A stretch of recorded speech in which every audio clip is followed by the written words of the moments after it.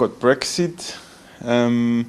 The whole world is watching, is showing patience in a way, respecting the UK government's decisions. The British people vote at the same time, but when will this end? Well, the Prime Minister is very clear that he wants it to end on the 31st of October, UK time. That is the time that Britain and the European Union agreed back in April would be our departure date. We are working very hard to try and achieve that. Our goal is to leave with an agreement, so negotiations are ongoing to try and make changes to the existing withdrawal agreement that will meet the requirements of the UK government and the UK Parliament.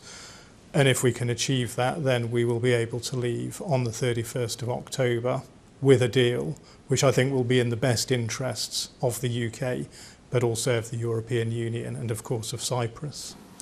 And where are we right now regarding Brexit? I mean, we were watching last night the British Parliament having a fight. So there is the domestic politics and then the Europeans that are still waiting for alternative regarding, for example, the Irish backstop. But where are we exactly regarding those ongoing negotiations? So we are exactly in the middle of those negotiations, and you're quite right to highlight the Northern Ireland backstop, because this, for the UK government, is the principal problem. We have been discussing through the Prime Minister's senior advisor on EU affairs, David Frost. He's been in active discussions with the European Commission. The Prime Minister, the Foreign Secretary, the Brexit Secretary have all had discussions with counterparts around Europe, and we are trying to find a way that will deal with the Northern Ireland border problem in a way that is different to the current backstop, because the backstop has been rejected 3 times by Parliament. It will not get through, so we do need to find an alternative.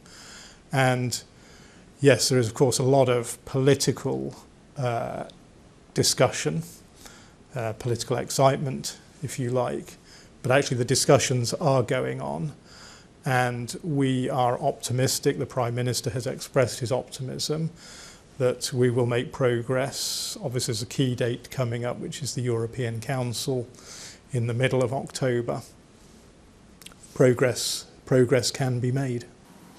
And last week, the finance minister here in Cyprus, Haris, said that a hard Brexit seems like the most possible scenario with, at least at this point.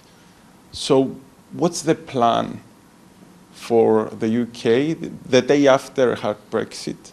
And how will that affect Cyprus, for example? Well, I mean, I wouldn't necessarily agree that hard Brexit is the most likely scenario, because when you say hard Brexit, I think we're talking about Britain leaving without a deal. As I say, our absolute preference is that we leave with a deal, which is why we're working very hard. It's why the Brexit Secretary, Steve Barclay, came here last week. But if we do leave without a deal, then we're not waiting till the day after. We are already preparing. We have prepared intensively a range of contingency preparations in the UK, including ensuring that we have enough customs officers to process goods coming into the country. And we're in active discussions with governments around the European Union. So one of the very important preparations that we're making for a no-deal Brexit is to protect British citizens in Europe and European Union citizens in the UK. We have made our very clear commitment as Britain that in a no-deal Brexit, European Union nationals coming to the UK will have their rights protected still as residents, as students, as workers. We have our settled status scheme. So that will protect their rights. That's if you like, a cast iron commitment on our part. The government of Cyprus here has also passed legislation, or rather the House of Representatives has passed legislation that will also protect the rights of Britons.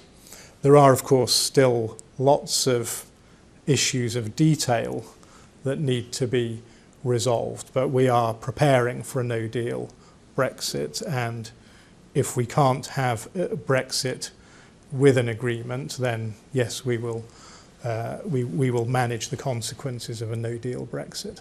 And do you think that it's possible to achieve a deal within 5 weeks that we have until the 31st of October? Yes, absolutely. With flexibility and creativity and hard work, it is possible. After all, you know, we've been very clear that the principal sticking point in the withdrawal agreement is the backstop.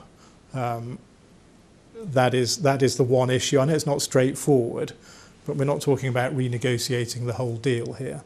So if we work hard, we can get an agreement.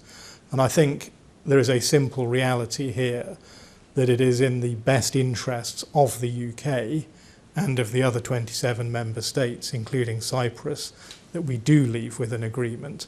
So that is a powerful incentive